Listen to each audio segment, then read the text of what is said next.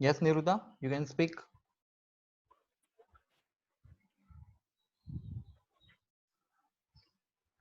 अच्छा, मेरी आवाज आ रही है? चलेगा।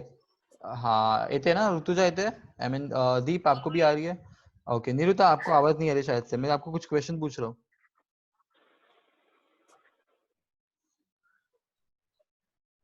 चलेगा। Deep, can you tell me what is solid? क्या लगता है आपको सॉलिड क्या है? Solids are close to particles, hmm. close to each other. Okay. They have definite shape, correct correct volume, correct. अच्छा। and अच्छा। temperature. Okay, can okay Rutuja, can you tell me why solid has a definite shape? Because the particles in the solids are compactly packed in each other, the intermolecular force between each particle is greater as compared to the liquid and gas. Okay, fine, fine, fine, fine. Okay, you can see a very clear picture over here. These are the two molecules. This is molecule A, this is molecule B. They are closely packed because they have a intermolecular force. They have a intermolecular force जो क्या होता है, strong होता है. उनका जो intermolecular force है वो बहुत ही क्या होता है, strong होता है. Correct. So जब भी intermolecular force strong होता है, दोनों के दोनों एटम क्या करते हैं, एक दूसरे के प्रति क्या हो जाता है, अट्रैक्शन उनका ज्यादा हो जाता है. Okay, in case of solid सबसे फोर्स ऑफ अट्रैक्शन ज्यादा होता है because intermolecular. When you talk about the intermolecular, there दो वर्ड्स होते हैं. इंटर मतलब मॉलिक्यूल अलग अलग है. मैं अगर इंट्रा वर्ड यूज करूंगा तो मॉलिक्यूल के अंदर वाला फोर्स. हम लोग यहाँ पे कौन सा वर्ड यूज कर रहे हैं? इंटरमॉलिक्यूलर. मतलब दो मॉलिक्यूल जो है उनके बीच का जो फोर्स ऑफ अट्रैक्शन है वो सबसे ज्यादा है as compare to the liquid and gases. Gases की तो हम लोग बात ही नहीं कर सकते. गैसेस में क्या होता है, समझो अगर मैंने बोला solid, okay I am drawing this diagram here. अगर मैं सॉलिड बोलूंगा तो पार्टिकल्स कैसे है, बाजू बाजू में. करेक्ट. वही चीज मैं लिक्विड बोलूंगा तो पार्टिकल का थोड़े थोड़े दूर आ जाएंगे. क्यों? उनका इंटरमॉलिक्यूलर फोर्स क्या हो जाएगा, थोड़ा सा बढ़ जाएगा. लेकिन अगर मैं गैस की बात करूंगा तभी जो ये फोर्सेस है मतलब मॉलिक्यूल से बहुत डिफरेंट डिफरेंट हो जाएंगे. तो gas do not have a particular shape and volume, but solid have a particular. तो इसका रीजन क्या है? Because they have a intermolecular distance short है, and because of that short क्या है, इंटरमॉलिक्यूलर फोर्स अट्रैक्शन ज्यादा है. अच्छा, तुम तीनों में से कोई एक बोल सकता है मुझे कि ये इंटरमॉलिक्यूलर फोर्स होता क्या है? 11th स्टैंडर्ड में हम लोगों ने कुछ पढ़ा है, वो क्या है? इंटरमॉलिक्यूलर फोर्स को क्या होता है? मैं कुछ यहाँ पे लिख रहा हूँ. ओके, आपको वो मुझे एक्सप्लेन करना है. What is intermolecular force? Okay, anybody knows intermolecular force क्या? आप भी आपका ये यूज कर सकते हैं, स्क्रीन लिख सकते हो आप. Okay, what is intermolecular force? Anybody knows? Yes. बोलो, इंटरमॉलिक्यूलर फोर्स क्या है? Random molecular force is the force which hmm. is present between the molecules of solid which held them together. Okay, अगर intermolecular force क्या होता है, help together molecule रखने की कोशिश करता है, तो मैं एक स्टेटमेंट बोल सकता हूँ क्या, ये जो इंटरमॉलिक्यूलर फोर्स है वही आपका क्या है, इंटरमॉलिक्यूलर फोर्स है. ये मैं बोल सकता हूँ. यस दीप, मैं बोल सकता हूँ ये. Yes. हाँ सर. हाँ, तो इंटरमॉलिक्यूलर फोर्स क्या है? हमारा इंटरमॉलिक्यूलर फोर्स है. तो इंटरमॉलिक्यूलर फोर्स हम लोग ने 11 में पढ़ा था, राइट? यही चीज हम लोग ने हाँ. पढ़नी है आप लोग को. ठीक है. ओके, चलो हम लोग अभी जाते हैं नेक्स्ट इसमें. अच्छा नीरुता, जैसे एक बात करनी है, आपको वॉइस आ रहा है ना? बिकॉज मुझे नहीं पता चल रहा है आपको पता चल रहा है कि नहीं चल रहा है. तो नीरुता आप यस और नो एक बार सिर्फ बोल दीजिए मुझे.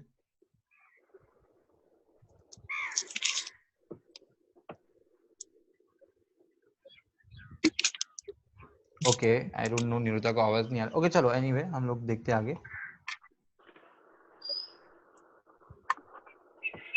Okay, now tell me one thing. अगर ये सॉलिड्स है, see we have seen that the particles vibrate in their own position, but solid में पार्टिकल वाइब्रेट होंगे क्या? हो सकते हैं. कैसे हो सकते हैं? यस, हो सकते हैं. कैसे हो सकते हैं? यहाँ पे देखो. सी, एक तो इंटरमॉलिक्यूलर फोर्स जो गैप है वो बहुत कम है, दैट इज मोर इम्पोर्टेंट. तो ये जो फोर्स है इनका, ये वाइब्रेट करेंगे तो क्या होगा, इधर से इधर तक ही जाएंगे. मतलब उसका क्या होगा, सर्कमफेरेंस इतना तक ही होगा. मतलब ये इसको कोलाइड होगा और फिर से इधर आएगा. तो इनका मीन पोजीशन क्या है, वाइब्रेशन पोजीशन बहुत ही क्या है, कम है. सो solid also vibrate on their mean position, but वो क्या उनका रेंज क्या होता है, बहुत कम होता है। हम लोग को ये पता होना चाहिए, करेक्ट। अच्छा, what is melting point and boiling point? अगर हम लोग मेल्टिंग पॉइंट बोलेंगे तो इसका मतलब क्या है, anybody knows? The temperature at which solids changes into liquid. That is melting Liquid, point. yes. Okay, fine. Anybody tell me what is boiling point? Niruta आप बोलो boiling point क्या है? जब लिक्विड इवेपोरेट करने लगता है तो उसको बॉइलिंग पॉइंट बोलते हैं। हाँ करेक्ट, ये हमको डेफिनेशन पता है कि ये इवेपोरेट होता है या चेंजेस होता है, दैट वी नो इट। लेकिन अगर हम लोग बेसिक में देखे जाएंगे, अगर ये बॉन्ड जो मैं बना रहा हूँ तो ना, लिक्विड, हाँ, हाँ ये जो तो लिक्विड रिप्रेजेंट, गैसियस फॉर्म में कन्वर्ट होता है।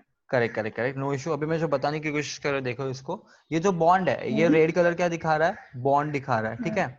रेड कलर क्या दिखा रहा है, बॉन्ड दिखा रहा है। अभी ये बॉन्ड दिखा रहा है, इसका मतलब क्या है, अगर मैं इसको हीट करूंगा तो ये बॉन्ड, अगर मैं ये करूंगा, ये बॉन्ड क्या हो जाएंगे, ब्रेक हो जाएंगे, करेक्ट। तो जैसे ही बॉन्ड ब्रेक हो जाएंगे, मॉलिक्यूल दूर दूर चले जाएंगे, उनका इंटरमॉलिक्यूलर फोर्स क्या हो जाएगा, अलग अलग हो जाएगा। तो सॉलिड से लिक्विड, लिक्विड से गैसेस बन जाएंगे। समझा आपको सबको ये चीज? ये बहुत इंपॉर्टेंट चीज था, ठीक है, कि जो इंटरमॉलिक्यूलर फोर्स है वो दूर दूर चले जाते हैं। तो व्हाट इज अ मेल्टिंग और बॉइलिंग पॉइंट? हम लोग को ना 11th स्टैंडर्ड में उल्लू बनाया गया था, या फिर अभी तक उल्लू बनाया गया कि क्या temperature at which it changes the state and all, but इसका एग्जैक्टली मीनिंग क्या है, इंटरमॉलिक्यूलर फोर्स को ओवरकम करने के बाद जो मॉलिक्यूल्स अलग अलग चले जाएंगे, उस टेम्परेचर को हम लोग क्या बोलते हैं, मेल्टिंग और बॉइलिंग पॉइंट, अकॉर्डिंग टू कौन सा स्टेट चेंज होता है। समझ में आएगी? 12th स्टैंडर्ड में हमको इसको बेसिक में करना है। ओके ओके, चलो नेक्स्ट जाते हैं हम लोग।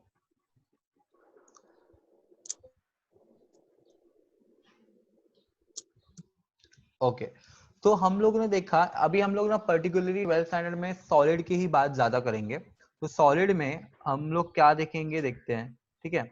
इन case of solid, in case of solid what we have studying here is that in this case, यहाँ पे देखो मैं क्या बनाने की कोशिश कर रहा हूँ, सॉलिड, ये दिख रहा है आपको, एक पर्टिकुलर पैटर्न क्या कर रहा है, फॉर्म कर रहे हैं, they form a particular pattern over here, correct. तो solid according to this pattern, इसको हम लोग बोलते हैं रिपीटिंग पैटर्न। उसके वजह से ये कौन से टाइप्स में डिवाइड होता है, क्रिस्टलाइन, एमॉर्फस, पॉलीमॉर्फ्स के हिसाब से क्या होते हैं, वो डिवाइड होते हैं। तो क्रिस्टलाइन, अच्छा Rutuja, can you tell me what is a crystalline structure? Crystalline structure is the structure which has a definite shape, okay, geometric shape. Crystalline geometrical shape होता है, okay. Niruta, can you tell me what is amorphous? Hello amorphous क्या होता है, क्या लगता है आपको? Sir, voice break हो रहा है आपका। हाँ वो होते रहेगा, जूम में ये थोड़ा सा होते रहेगा, सबका अलग अलग नेटवर्क है ना, इसलिए होते रहेगा ये, मतलब ये कॉमन है अभी जूम में भी ये। तो मैं रिपीट करूंगा, डोंट वरी। एक second. Okay Niruta, what is amorphous, क्या होता है एमॉर्फस? मैंने कुछ लिखा है एमॉर्फस के बाजू में। अमॉर्फस, हाँ एमॉर्फस क्या होता है? मतलब उसको कोई डिफाइंड मतलब हाँ डिफाइंड शेप नहीं होता नहीं उस होता, तो स्ट्रक्चर उसको हम को। लोग पाउडर बोल हाँ, सकते हैं। ओके ओके हाँ, okay, powder type. Correct. Okay Deep, अभी मुझे आप बोलो व्हाट इज पॉलीमॉर्फ?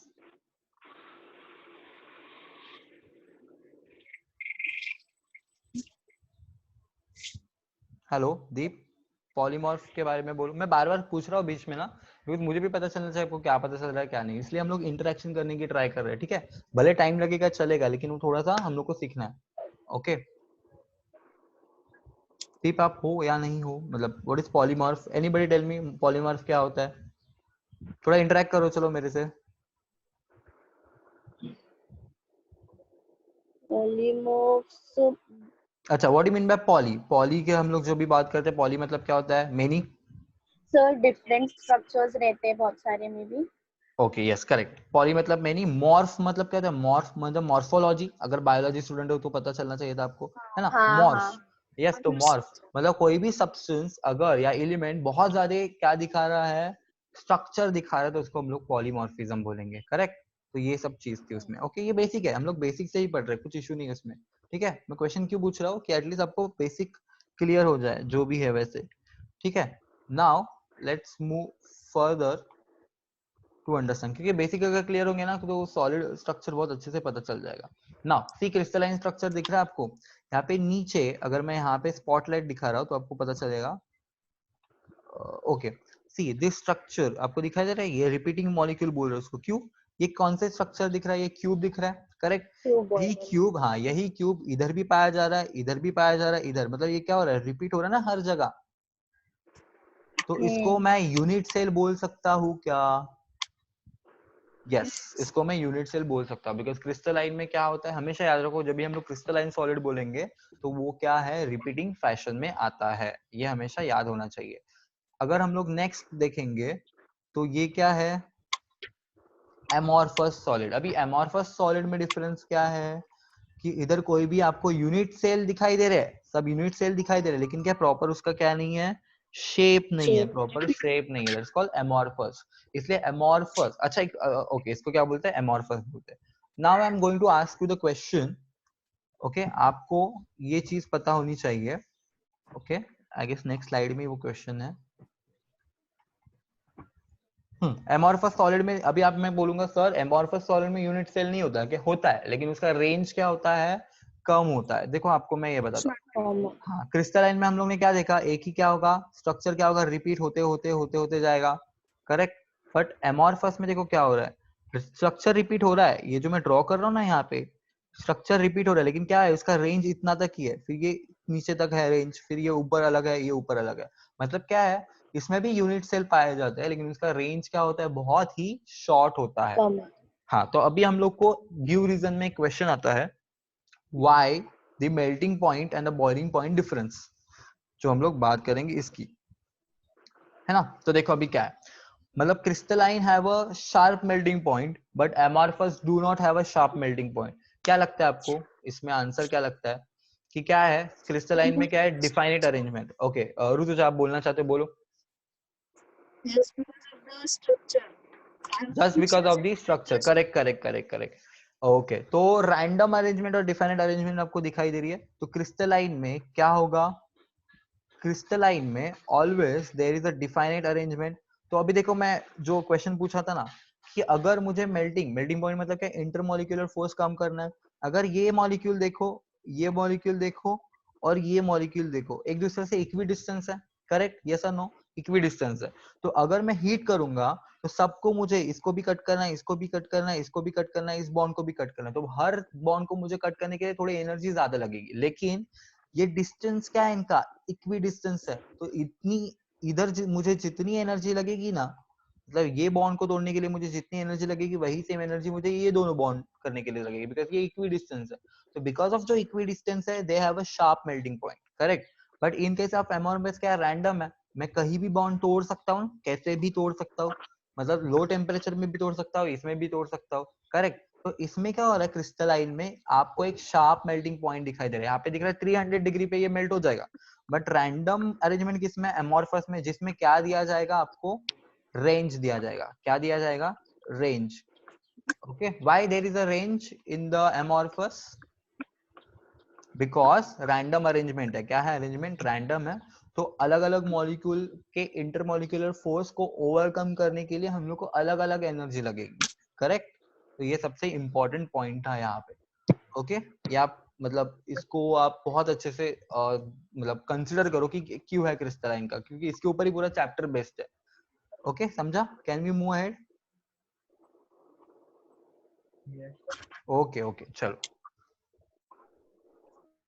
ना पॉलीमॉर्फिज्म का मतलब क्या? हम लोग 10th स्टैंडर्ड से ये पढ़ते आ रहे हैं। आपको कार्बन दिखाई दे रहा है, कार्बन कंडीशन 1 कंडीशन 2, मतलब ये क्या होता है पॉलीमॉर्फिज्म? सब्सटेंस तो एक ही है, that is carbon, but because of condition 1, condition मतलब क्या? टेम्परेचर अलग रहेगा, प्रेशर अलग रहेगा, इसके वजह से ना वो कार्बन डायमंड भी हो सकता है और ग्राफाइट भी हो सकता है। अभी आप मुझे बोलो, कंडीशन 1 और कंडीशन सबको दिखाई दे रहा है, सबको पूछ रहा है क्वेश्चन, एक एक आंसर देना, ठीक है? क्या लगता है डायमंड का स्ट्रक्चर कंडीशन 2 में है कि कंडीशन 1 में है? क्या लगता है आपको? Condition 2, correct. क्यों कंडीशन 2 लग रहा है? बिकॉज वहां पे क्या दिख रहा है आपको? मॉलिक्यूल्स एकदम क्या है? कॉम्पैक्टली पैक्ड है। जब भी हम कंडीशन 1 में देखेंगे मॉलिक्यूल है कॉम्पैक्टली पैक्ड, लेकिन क्या है दोनों में से क्या है? इंटरमॉलिक्यूलर फोर्स अलग अलग है, मतलब वो डिस्क लाइक स्ट्रक्चर बन रहा है। तो ग्राफाइट, अगर हम लोग डायमंड और ग्राफाइट के बारे में बात करेंगे तो डायमंड क्या है, सबसे टफ एलिमेंट है। क्यों? क्योंकि इंटरमॉलिक्यूलर फोर्स बहुत ही स्ट्रांग है। बट ग्राफाइट क्या है, पेंसिल यूज करते हैं, पेंसिल के अंदर क्या होता है, ग्राफाइट होता है ना, टूट जाता है ना फटक से। क्यों? कार्बन से ही बना है, लेकिन क्या है उसका प्रेशर एक्सर्ट नहीं होता उसके ऊपर ज्यादा। क्यों? बिकॉज ये दिख रहा है आपको, ओके सी दिस, मैं ड्रॉ करके दिखा रहा हूँ आपको। ये जो गैप है ना इन दोनों मॉलिक्यूल के बीच का, ये रिस्पॉन्सिबल होता है, दैट इज इंटरमॉलिक्यूलर फोर्स। अभी ये इंटरमॉलिक्यूलर फोर्स नहीं, ये क्या है, एक गैप है, एक ऊपर स्टैक अलग है, एक ऊपर स्टैक अलग है। ओके निरुता, मैं थोड़ा बायोलॉजी का टर्म यहाँ पे यूज करूंगा आपके लिए। थाइलाकॉइड्स पता है आपको, क्लोरोफिल में होते हैं। हाँ हाँ हाँ, ये थाइलाकॉइड स्ट्रक्चर दिखाई दे रहा है ना आपको। हाँ हाँ, तो थाइलाकॉइड स्ट्रक्चर मतलब क्या है, डिस्क लाइक स्ट्रक्चर है। एक कॉइन दूसरे कॉइन के ऊपर रखेंगे तो क्या है, फटाक हाँ से हाँ टूट जाता है। बट अगर डायमंड में क्या है, एक मॉलिक्यूल दूसरे मॉलिक्यूल में इतना अच्छे से घुस गया है कि वो क्या हो रहा है, पूरा स्ट्रॉन्ग हो गया है। ओके समझा दीप, आपको भी और ऋतुजा आपको भी। Okay Yes. Okay okay fine. तो ये मैं क्यों डिटेल में बता रहा हूँ, बिकॉज ये पता होना चाहिए कंसेप्ट क्या है। अगर आपको नीट और बाकी की एग्जाम देनी है ना, ये छोटे छोटे कंसेप्ट बहुत वहां पे इंपॉर्टेंट पाए जाते हैं। Okay now crystalline lattice, what is lattice? दो वर्ड्स हम लोग को सीखने हैं, एक होता है लैटिस, एक होता है बेसिस। अच्छा, मुझे अगर ना बिल्डिंग बनानी है, तो बिल्डिंग बनाने के लिए सबसे पहले मुझे क्या करना पड़ेगा? ओके एक सेकेंड ना।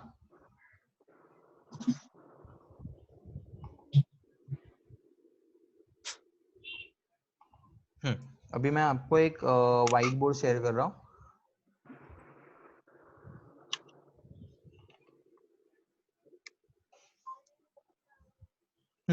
अगर मुझे बिल्डिंग बनानी है, तो बिल्डिंग बनाने के लिए मुझे सबसे पहले क्या करना पड़ेगा, उसका बेस बनाना पड़ेगा। करेक्ट। उस बेस के ऊपर मुझे एक ब्लॉक बनाना पड़ेगा। वही ब्लॉक क्या होगा, आगे के रिपीट होगा। ये आपको सबको पता है, करेक्ट? Yes sir yes. तो मतलब हम लोग पहले क्या बना रहे हैं, उसका बेस बना रहे हैं। तो बेस को अगर मैं बोल सकता हूँ, इन case of base can I right it's called a basis. Base को क्या बोलूंगा मैं, बेसिस बोलूंगा।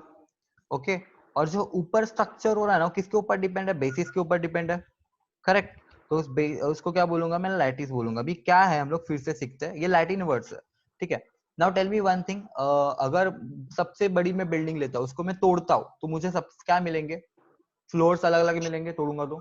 फ्लोर्स को और तोड़ूंगा तो क्या मिलेंगे, ब्रिक्स मिलेंगे ना, ब्रिक्स, ईट मिलेगी मुझे।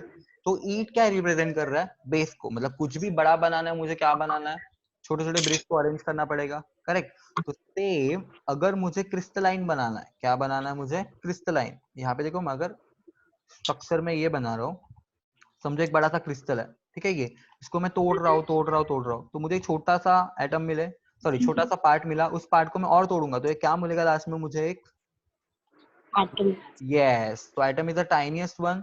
तो एटम ही है ना जो बड़े क्रिस्टल को बनाता है। तो बेसिस में क्या होगा, देखो बेसिस में क्या होगा, फिर आपको क्या लगता है, basis is nothing but made up of what, atoms. Correct. Atoms और लैटिस क्या है, एटम्स, एटम्स कंबाइन होके क्या बन जाते हैं, मॉलिक्यूल्स। तो लैटिस क्या होता है, इन शॉर्ट मॉलिक्यूल होता है। ये कंसेप्ट समझा आपको? हाँ अभी हम लोग यस देखेंगे, सर हाँ करेक्ट, अभी हम लोग देखेंगे that concept. PCT purchase. Okay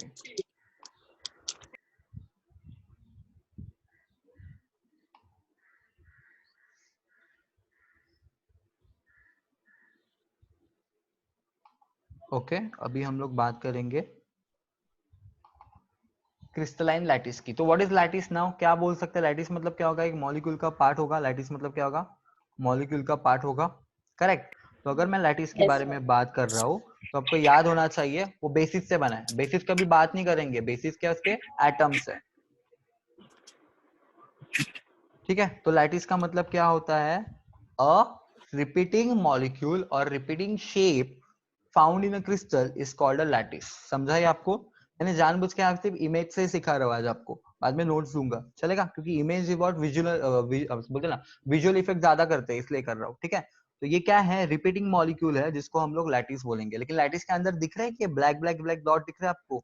अगर मैं आपको रेड के हिसाब से दिखाऊंगा, ये क्या है, नथिंग बट एटम्स है ना। तो एटम एटम्स पहले कंबाइन होंगे, उसके बाद एक छोटा सा सेल बनेगा, वो सेल रिपीट होते जाएगा हर एक सेल में। करेक्ट। तो लैटिस का मतलब पता चला, रिपीटिंग मॉलिक्यूल, फैशनेबल। फैशनेबल मतलब क्या होता है यहाँ पे, फैशन मतलब एक पैटर्न फॉलो करेगा। अच्छा आपको एक चटाई पता है चटाई क्या होती है? सबको पता है चटाई क्या होती है? Yes, sir. वो अच्छा ये चटाई, mattress ना? हाँ मैट्रेस।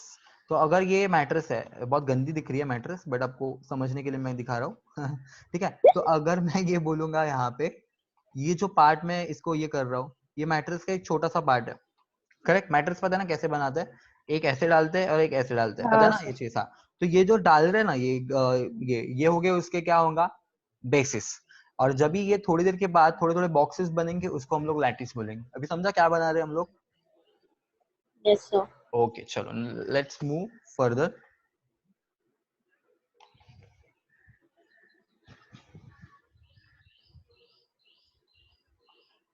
ओके, तो now we are going to talk about unit cell. Unit cell क्या है? सबसे छोटा part of the crystal is called unit cell. तो इधर क्या हो रहा है, यहाँ पे देखो एटम्स कंबाइन होके क्या बना रहे हैं, यूनिट सेल बना रहे हैं। और यूनिट सेल कंबाइन होके क्या बनाएगा, लैटिस बनाएगा। समझ में आ रहा है? ओके, अभी हम लोग लिखेंगे types of the unit cell. ये सबसे चैप्टर का इंपॉर्टेंट पॉइंट है, ये अगर समझा तो सब कुछ चैप्टर समझ में जाएगा, क्योंकि इमेजिनरी है। इसलिए मैंने बोला ना, नोट्स देख के इसका ये मतलब नहीं है, यहाँ पे फोटोज या पिक्स या फिर वीडियोस देख के ही आपको ये चैप्टर को समझना है अच्छे से। चलो अभी हम लोग समझते हैं फर्स्ट सिंपल क्यूबिक सेल। अच्छा, व्हाट इज क्यूब? क्यूब का स्ट्रक्चर आपको सबको पता है, व्हाट इज क्यूब, करेक्ट। तो अगर मैं बात करूंगा इस सिंपल क्यूबिक सेल की, तो यहाँ पे देखो आपको क्या दे रखा है, कोने में मॉलिक्यूल्स दिखाई दे रहे हैं आपको। Okay, you can find a molecules are connected here, correct. Okay, now in this simple cubic structure क्या दिखाई दे रहा है, जो एटम्स है वो एजेस में है। क्या है? एजेस में। अगर मैं सिर्फ सिंपल क्यूबिक की बात करूंगा, तो आपको क्या लगता है कितने एटम्स हैं? How many atoms are there? गिनो एटम्स कितने हैं? 8 एटम्स रहेंगे ना, करेक्ट। एटम्स Yes, कितने? sir. 8 एटम्स है। एजेस कितने? एजेस, एज कितने रहेंगे? एज भी 8 ही रहेंगे ना, क्योंकि 8, एटम्स रहते हैं तो 8 एज भी, edges. करेक्ट, एटम्स भी एज रहेंगे। नाउ अभी मुझे बोलो इसके फेस कितने हैं? फेस मतलब क्या होता है? अगर 6 मैं, faces. ये 6 फेसेस, तो आपको आ रहा है फेसेस मतलब क्या होता है? 4 मॉलिक्यूल बन के, अगर मैं ये बात करूंगा, अगर मैं इसको ना पिंक में यहाँ पे, अगर उसको मैं एक सेकेंड ना, हाँ ओके, अगर मैं इसको पिंक में ये इसको कलर कर रहा हूँ, सबको दिख रहा है क्या? ओके, तो ये जो मैं पिंक में कर रहा हूँ ना, ये इसका फेस है। मतलब 4 एटम मिलके एक क्या बना रहा है, एक बॉक्स बना रहा है, उसको बोलेंगे फेस। क्या बोलेंगे उसको? फेस। तो इसका ये फर्स्ट फेस हो गया।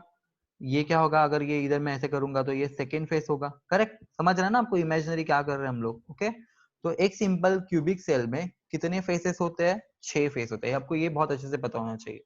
Now let's study about the body centred. तो सिंपल क्यूबिक सेल क्या है? ये फर्स्ट प्राइमरी सेल है। अगर सिर्फ निरुता आपके लिए मैं बोल रहा हूँ अभी, बायोलॉजी के हिसाब से सबसे सिंपलेस्ट सेल क्या है? एपिथेलियल सेल है ना, एपिथेलियल सेल बोलते हैं हम लोग। Epithelial, तो हाँ. सेम सिंपल क्यूबिक सेल क्या होता है? केमिस्ट्री का एपिथेलियल सेल होता है, मतलब क्या सिंपल है एकदम। ओके, चलो हम्म. अभी बॉडी सेंटर्ड हम लोग बात करेंगे। बॉडी सेंटर का मतलब क्या होता है? अच्छा, बॉडी, बॉडी मतलब क्या? ये क्यूबिक बॉडी है। चलो सिंपल में ही अगर मैं हम्म. यहाँ पे बीच में एक छोटा सा ड्रॉ करूंगा, तो ये क्या होगा, बॉडी में, बॉडी के सेंटर में मैंने एक मॉलिक्यूल को रख Center. दिया है। हाँ, तो उसको क्या बोलेंगे? Body centre. दिख रहा है आपको ये मॉलिक्यूल यहाँ पे? ओके, हाँ करेक्ट। सर. बट अगर मैं इसको एक्सिस फॉलो करूंगा, एक्सिस मतलब उसके डायगोनल, मैं ये वाला इधर से फॉलो कर रहा हूँ और ये वाला इधर से फॉलो कर रहा हूँ, तो एक जहां पे एक्सिस मतलब डायगोनल जहां पे इंटरसेक्ट करते हैं, वहीं पे ये मॉलिक्यूल पाया जाएगा। इसलिए उसको क्या बोलते हैं? Body centred. क्या बोलते हैं? Body centred. Now what is face centre? Okay Deep, मुझे फेस सेंटर थोड़ा सा बोल, क्या लगता है तुझे? क्या लगता है फेस सेंटर क्या हो सकता है?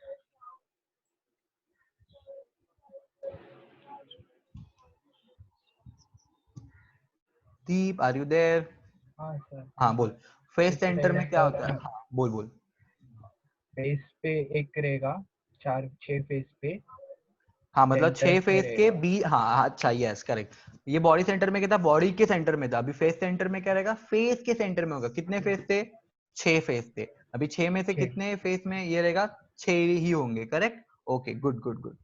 ओके, तो ये सबको पता चला कि फेस के, अगर ये फेस है तो ये क्या होगा? फेस के सेंटर में होगा, करेक्ट।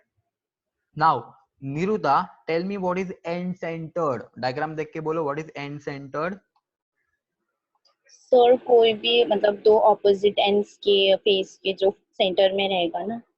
करेक्ट। तो अगर अभी मैं दीप को भी, ऋतुजा को भी और नियुता की भी एक क्वेश्चन पूछ रहा हूँ, एंड सेंटर का मतलब उन्होंने बोला कि कोई भी एंड में रहेगा, तो अगर मैं इसको एक और इसको दो एंड बोलूंगा तो इनके बीच में क्यों नहीं है? इनके बीच में भी होना चाहिए था ना, क्यों नहीं है इनके बीच में? Any idea?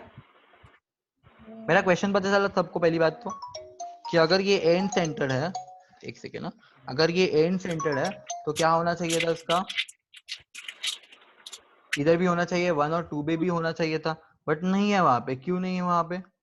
What is the reason?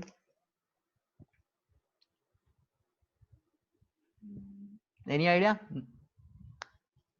Okay चलो मैं बोल देता हूँ। एंड का मतलब होता है कोई भी फेस का एंड में, मतलब फेस सेंटर में क्या था, फेस के हर एक में थे। एंड सेंटर का मतलब होता है क्यूबिक, इसमें 8 मॉलिक्यूल्स थे, 8 एजेस थे, फेस 6 थे। लेकिन जब भी हम लोग एंड की बात करेंगे तो एंड हमेशा आप आमने सामने ही होना चाहिए था। करेक्ट। तो आमने सामने ऐसे कितने मॉडल है? मैं यहाँ पे ड्रॉ कर रहा हूँ, 2 मॉडल है। करेक्ट, 2 एरो था ना, दो मतलब 2 है, लेकिन उसमें से एक ही चूज करते हैं बिकॉज एंड सेंटर में क्या होता है, अपोजिट, कोई भी साइड अपोजिट क्या होती है, एंड सेंटर पाई जाती है। मतलब अगर ये इसका फेस है, ये इसका एक फेस है, तो जो मॉलिक्यूल रहेंगे यहाँ पे एक रहेगा और एक यहाँ पे रहेगा, तो वो यहाँ पे होने की जरूरत नहीं है और यहाँ पे होने की जरूरत नहीं है। समझा? ये आपको याद रखना है। ओके, तो जब भी एंड सेंटर आएगा तो आपको ये चीज याद रखनी है। चलो लेट्स मूव अहेड। ये एमसीक्यूज पूछा जाता है जेई में एंड सेंटर के बारे में, तो उसके थोड़ा सा अच्छे से पढ़ना। ओके नाउ ये क्या है चीज? अच्छा हम लोग बहुत आगे आगे, एक सेकेंड ना। हाँ चलो, अभी हम लोग देखेंगे contribution of the each unit cell. अच्छा हम लोगों ने देखा कि एसएससी, एसएससी का मतलब क्या होता है, सिंपल क्यूबिक। बीसीसी, बीसीसी का फुल फॉर्म क्या होता है, body centre. FCC, space centre.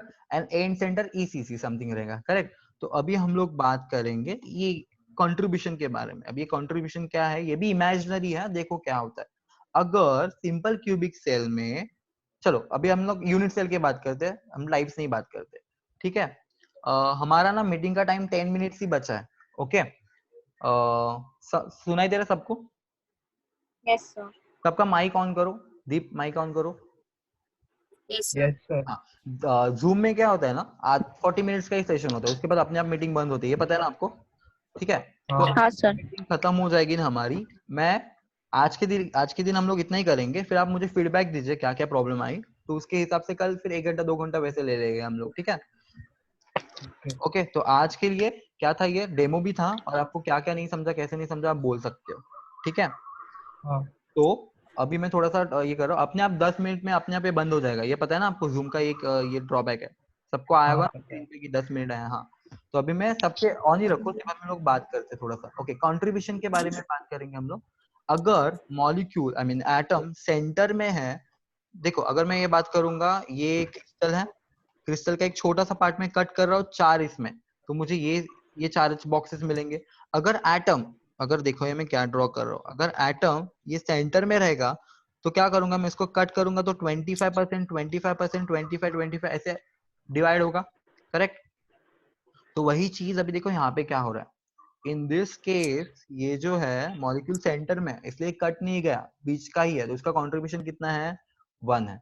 But वही चीज 1। अगर हम लोग यहाँ पे देखेंगे, कट किया है, देखो ये रिप्रेजेंट करेगा, ये जो कोने में आधे आधे सर्कल बना रहा हूँ ना मैं अंडे जैसे, ये क्या आपके आधे आधे कट हुए मॉलिक्यूल है।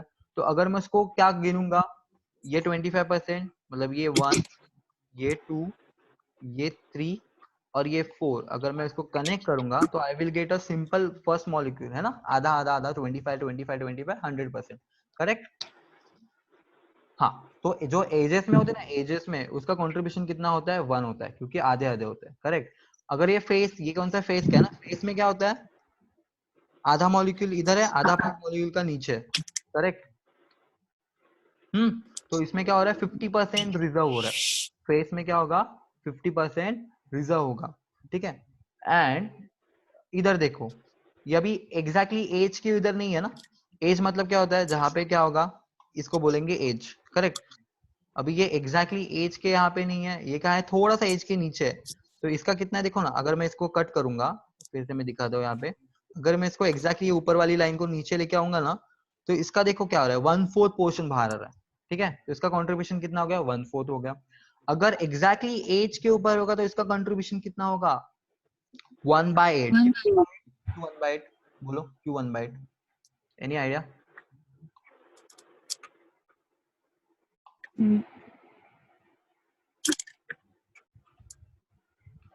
क्यों 1/8? Any idea?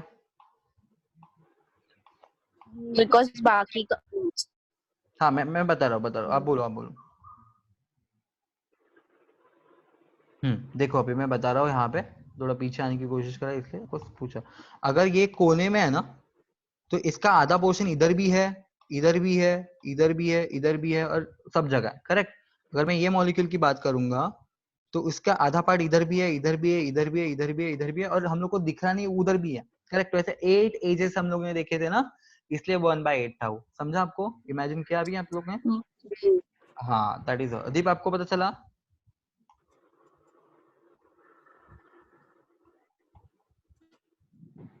ओके चलो, नो इशू नो इशू। इसका ना मैंने वीडियो भी सेंड किया आपको, ये देखा था आपने वीडियो इसका?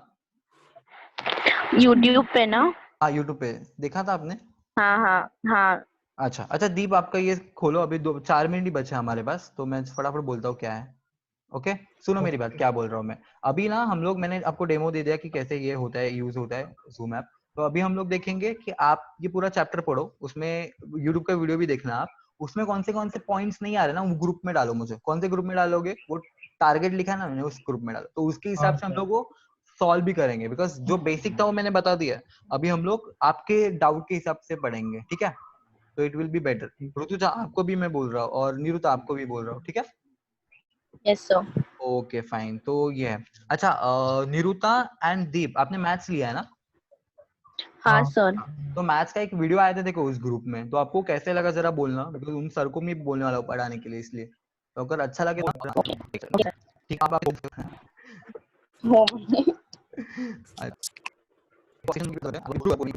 और मुझे बोलना फिर कल से आज क्या था, लेवल देना इसलिए। हाँ वही प्रॉब्लम आ रहा है ना, तो मैंने क्या किया है, जब भी हम लोग लेक्चर ले रहे हैं ना, मैंने रिकॉर्ड करके रखा हो, तो आपको कुछ प्रॉब्लम रहेगा तो आप उधर रिकॉर्डिंग भी देख सकते हो, या फिर मुझे मैसेज व्हाट्सएप ग्रुप में, ठीक है? केमिस्ट्री के डाउट पूछे थे ना, तो हम आएंगे इसमें डालने, बिकॉज़ वो कॉम्प्लिकेटेड आंसर, इसलिए मैंने रखे वो डाउट तेरे, ठीक है?